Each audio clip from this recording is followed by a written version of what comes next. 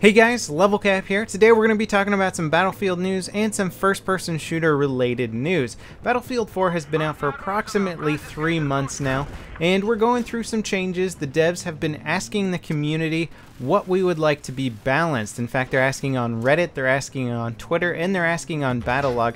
They've even put out some polls on Battlelog asking players what they think about certain changes. It's nice to see the developers getting the community involved, especially when it comes to game balances and changes. I hope the feedback is useful. I would be a little bit concerned about certain questions that they ask. For example, when you ask about balancing jet weaponry, well, you have to figure that very few of the overall players in Battlefield fly jets regularly. They probably experience getting killed by jets more frequently than actually piloting them. So I feel that the results would be less geared towards getting an overall balanced experience and getting more of an overall experience that caters to the average player, which probably centers more around infantry combat. Nonetheless, there has been a lot of voting and a lot of commenting on the forum, so hopefully some useful information can be acquired from this process and we can get a balanced game soon. Sooner rather than later. Again, the game's been out for 3 months. We should start to see some really big tweaks coming in at this point. On the same note, today DICE is doing a stress test on the PlayStation 4 version of Battlefield 4. They're stress testing the servers,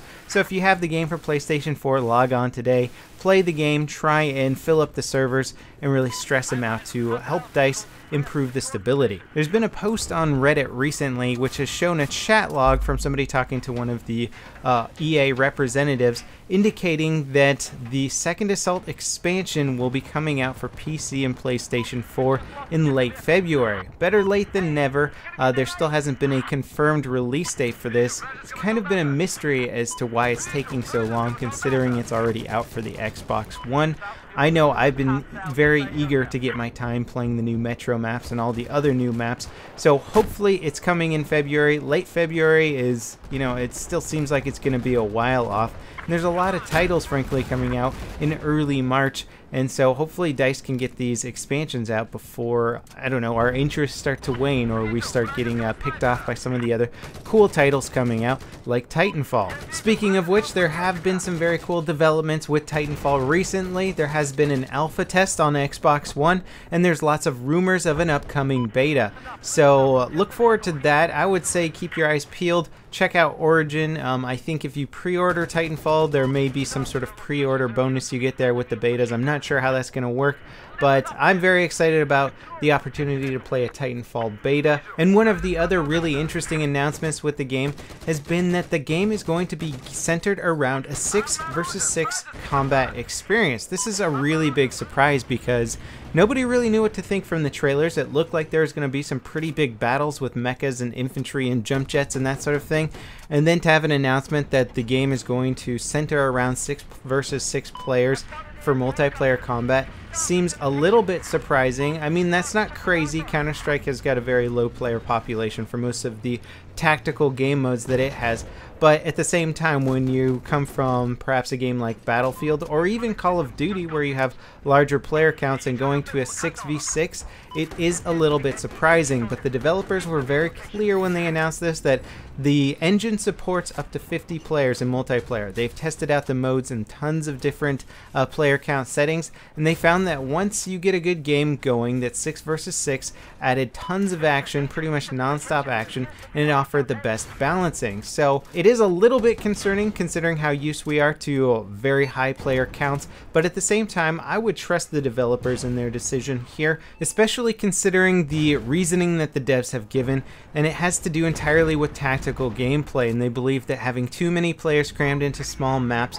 basically gets rid of some of the tactics and makes it so that players can't check off all the corners that they need to check off and still move about the map in a safe environment. It becomes a little bit too chaotic, and they're looking for something that definitely has tactics, definitely has strategy when moving around the map. And I can get behind that kind of reasoning, having been a very hardcore Counter-Strike player back in the day. Being able to predict your enemy's movements and have a good idea of where they are offers much more engaging and interesting firefights. This is something that you definitely don't get in Battlefield, and I think it's a strong component of any game that's looking to become a competitive first-person shooter, one that you can play in tournaments, one that you can have teams and tactics and strategies and commentators talking about these things. having a 6 versus 6 environment that's catered well to 6 versus 6 is a very strong play on that front. So they might be banking a lot on the competitive aspect of this game, but again, I trust the developers when they say that even in a 6 versus 6 multiplayer environment, the action is intense and relentless. Now, talking a little bit more about the campaign of Titanfall, or the multiplayer campaign as they call it, because multiplayer games in Titanfall have the story built into them, which I think is a great way to get a story of a game involved without having to tag on a single player that isn't necessarily worthwhile to play through, but you want to know more about the game. Infusing that in the multiplayer aspect is a really brilliant decision, and a little bit more news has come out about that concerning how you can actually play through the campaign with friends if you want, and you can do the missions in sort of a linear order. Otherwise, you can just play it online, and you'll play the missions maybe out of order, but nonetheless, you will still get an idea of what the overall universe of Titanfall is like, and what you're fighting for, and who you're fighting against. Now, I'd like to come back to what I was talking about earlier in this video, is the devs asking for advice from the community on how to balance and tweak their game. I would like to actually ask you guys a question about what's your favorite map in Battlefield 4 and what's your least favorite map in game mode. Personally, my least favorite map in game mode is Lenkang Dam on Conquest. I think it's horribly balanced. I think the vehicles make no sense. There's very little cover in the map, and I think it could be a good map if the devs looked at the vehicle balance completely and took out some of the things from the map, like attack helicopters and anti-aircraft tanks seem to have full reign of the battlefield. You can hit a TV missile out to any place on that entire map from your spawn deployment. Likewise, the attack boats can hit you with a TV missile from any place on the map. The mobile AA can fire their active radar missiles from their deployment into the enemy's deployment, taking out attack helicopters just as they're taking off all the way across the map. It's just really poorly designed for the vehicles that are in it. I don't think the map design itself is awful. Like, it's got an interesting horseshoe shape with some water combat. It would be great if they focused more on land and water combat and took out a lot of the air power. Like, maybe get rid of all air vehicles and anti-air vehicles and just add in transport helicopters and maybe one scout helicopter per team for mostly transportation's sake. Alternatively, I think Zavad 311 is one of my favorite maps, and playing it on Conquest Large just is a great balance between armored combat and infantry combat with a tiny bit of air mixed in, but nothing too overpowering.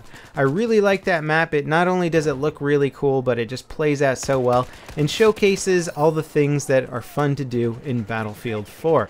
So let me know in the comments what you guys think. What are your favorite maps and why? What's your least favorite maps and why? And hopefully we can get this information onto the devs and help them further balance and tweak upcoming maps and their current maps. As always, thanks for watching, guys, and I'll see you next time. This is LevelCap signing off.